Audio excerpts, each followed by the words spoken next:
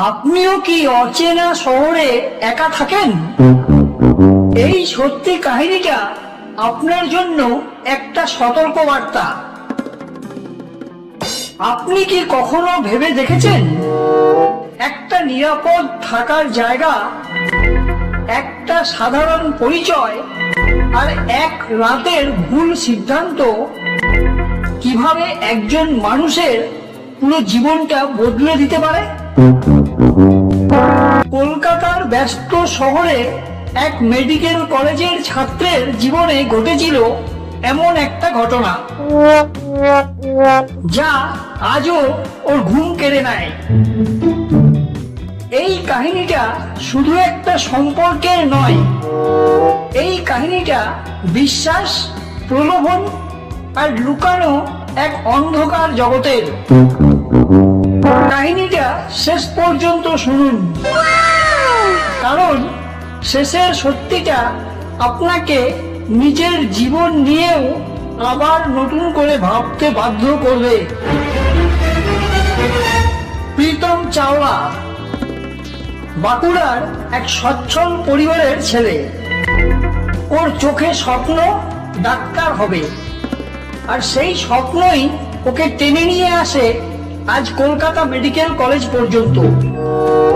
ওর সামনে এক নতুন শহর আর এক অজানা ভয় ওকে যেন সব সময় গ্রাস করতে থাকে। শহরটা ওর ভালো লাগে, কিন্তু ওকে প্রথম দিন থেকেই স্বস্তি দেয়নি। শুরু হলো ওর হোস্টেলের জীবন।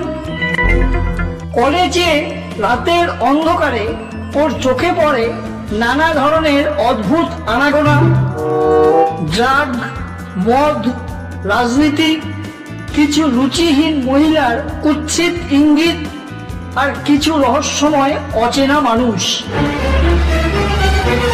প্রীতমের তখন মনে শুধু একটাই প্রশ্ন, ডাক্তার হতে এসে যদি জীবনটাই নষ্ট হয়ে যায়। এই ভয় থেকে মুক্তি পাওয়ার জন্যই ও একটা পেইন রেস্টের সন্ধান করতে থাকে। জীবনে আমরা অনেক সময় নিরাপত্তা খুঁজতে গিয়ে ঠিক উল্টো ফাঁদেই পা দিয়ে ফেলি। আপনার সাথেও কি কখনো এমন হয়েছে? হয়ে থাকলে অবশ্যই কমেন্টে জানাবেন। খবরের কাগজে ছোট্ট একটা বিজ্ঞাপন ওর নজর কাড়ে। শান্ত পরিবেশে থাকা খাওয়ার ব্যবস্থা আছে। পরের দিনই প্রীতম পৌঁছে যায় ধর্মতলার এক পুরনো ফ্ল্যাটে। বিজ্ঞাপনে ঠিক যেমন ঠিকানা দেওয়া ছিল সেই অনুসারে। দরজা খুলে দাঁড়ান এক অসুস্থ, শান্ত স্বভাবের বিধবা বৃদ্ধা ভদ্র মহিলা।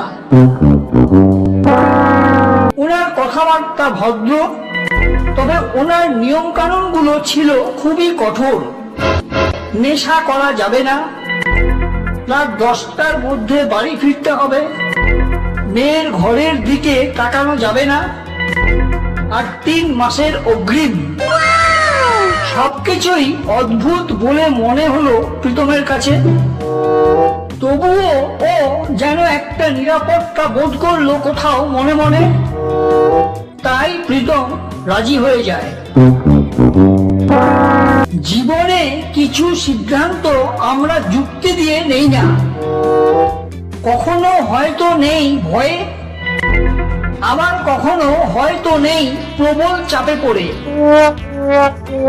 সেদিন রাতেই প্রীতমের সামনে আসে বাড়ির দ্বিতীয় মানুষটি, অর্থাৎ সেই কলেজ পড়ুয়া মেয়েটি। ওর নাম লীনা, বয়স 21 বছর। চোখে ওর অদ্ভুত হাসি, আর ওর প্রতিটা কথাবার্তায় যেন এক অদ্ভুত রং বেরঙের মাদকতা।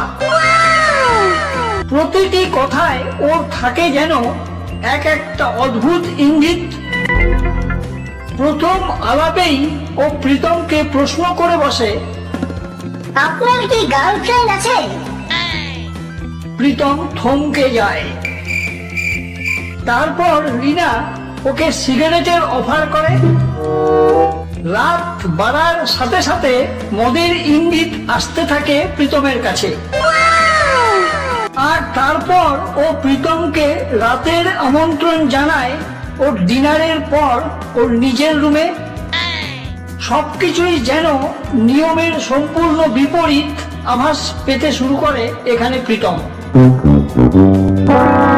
কখনো কখনো সবচেয়ে বড় বিপদটা নিয়ম ভাঙা থেকে আসে না, এটা আসে হয়তো কারো মায়াবী আচরণ থেকে।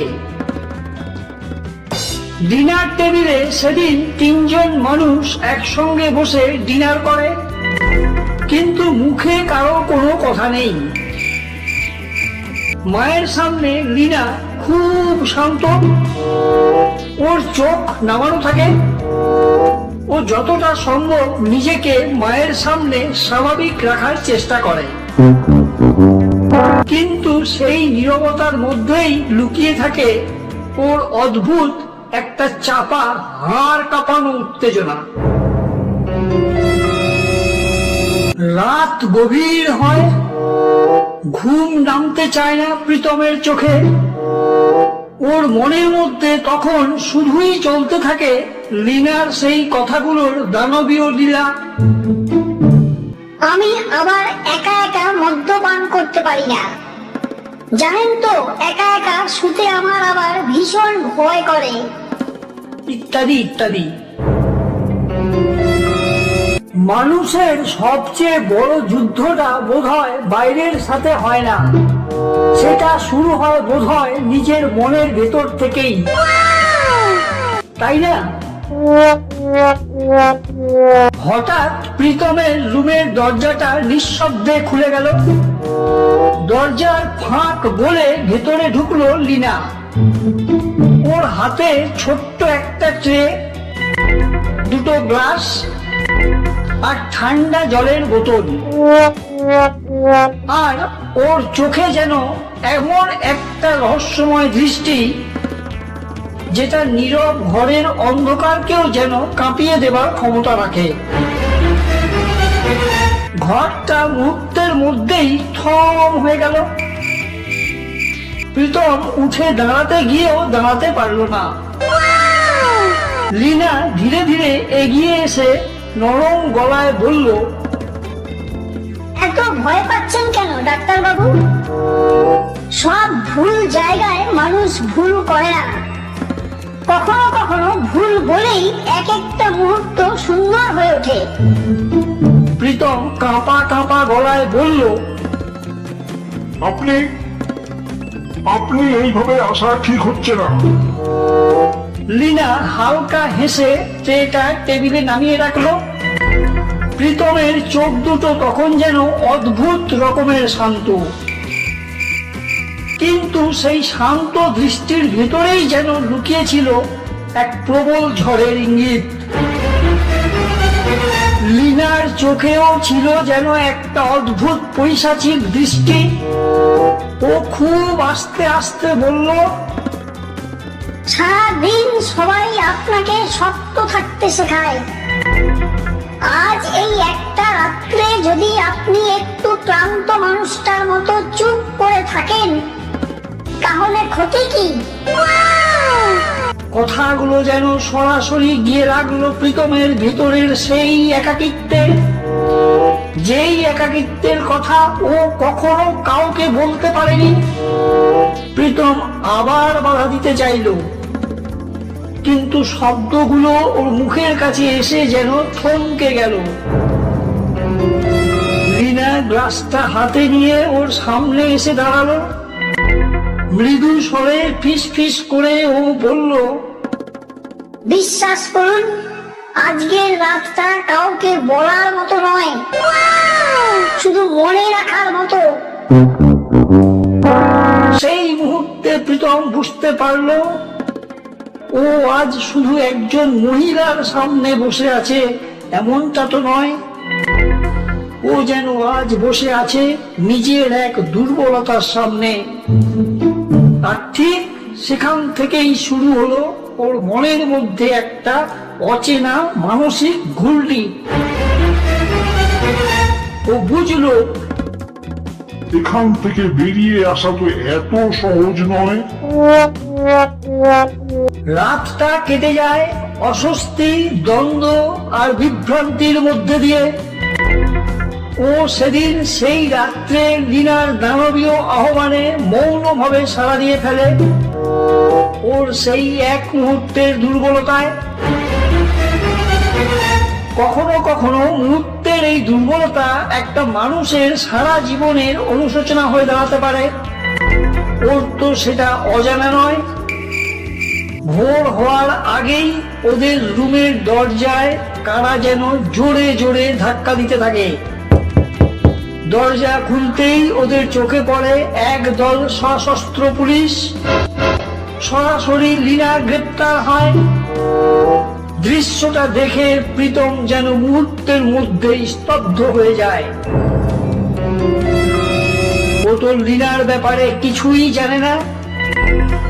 ভুল না করলেও ভুল জায়গায় উপস্থিত থাকাও কখনো কখনো ভুল করার সমান অপরাধ হয়ে যায়। ও এখন যেন সেটাই উপলব্ধি করতে পারছে মনে মনে বেশ ভালো করেই।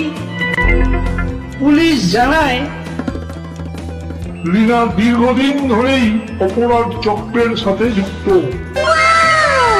আর এই ফ্ল্যাটটা ছিল শুধুমাত্র একটা ফাঁদ। প্রীতম জানতে পারে এখানে নতুন একা সহজ সরল ছেলেদের মনস্তাত্ত্বিক ভাবে জড়িয়ে নানাভাবে ব্যবহার করা হয় আর তাদেরকে কুকর্মে লিপ্ত করা হয়। প্রীতম বেঁচে যায় শুধু ভাগ্য আর সময়ের জন্য। আর ও এও বুঝতে পারে যে আরো কিছুদিন এখানে থাকলে ও জড়িয়ে পড়তো কোনো না কোনো কুকর্মের সাথে। বিভিন্ন নিষিদ্ধ পল্লীতে ফুর্তি করতে আসা সমাজ বিরোধীদের মোবাইল ফোনে লীনার ছবি দেখে পুলিশ ওকে সহজেই চিনতে পারে। তাই আপনি যদি এখনো না জেনে থাকেন তাহলে এখনই জেনে রাখুন, সবচেয়ে ভয়ঙ্কর অপরাধটা কিন্তু ছুরি বন্দুক দিয়ে করা হয় না। সেটা করা হয় কারো মনকে কৌশলে নিয়ন্ত্রণ করে। কয়েক মাস পর প্রীতম আবার ক্লাসে ফিরে আসে, কিন্তু বদলে যায় ওর চোখের দৃষ্টি। ও আজ বুঝতে পারে ডাক্তার হওয়ার আগে একজন ভালো মানুষ হওয়া দরকার। জীবনে তিনটে জিনিসকে কখনোই হালকা ভাবে নেবেন না। 1 সিদ্ধান্ত, 2 সম্পর্ক, 3 প্রলোভন। কারণ অন্ধকার সব সময় হঠাৎ আসে না।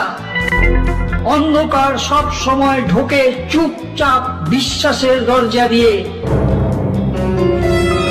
আজকের এই কাহিনীটা যদি আপনাকে নিজের জীবনের কোনো ভুল সিদ্ধান্তকে মনে করিয়ে দিয়ে থাকে, তাহলে এই কাহিনীটা শুধু একটা কাহিনী নয়, এটা একটা সতর্ক বার্তা। এই ধরনের বাস্তব অন্ধকার মনস্তাত্ত্বিক গল্প আপনাকে আপনার জীবনের ভুল সিদ্ধান্ত থেকেও বাঁচাতে পারে। তাই যারা চুপচাপ সব সহ্য করেন, কাউকে বলতে পারেন না, তাদেরকেই বারবার ফিরে আসতে হবে আমাদের এই চ্যানেলে। সত্যি গল্পের অন্ধকার দুনিয়া, কাহিনী অন্ধকার বনের পথিক। আপনি চাইলে এখানেই থামতে পারেন, অথবা আরো আরো সত্যিটা জানতে হলে আমাদের সাথেই থাকতে পারেন। সিদ্ধান্তটা আপনার।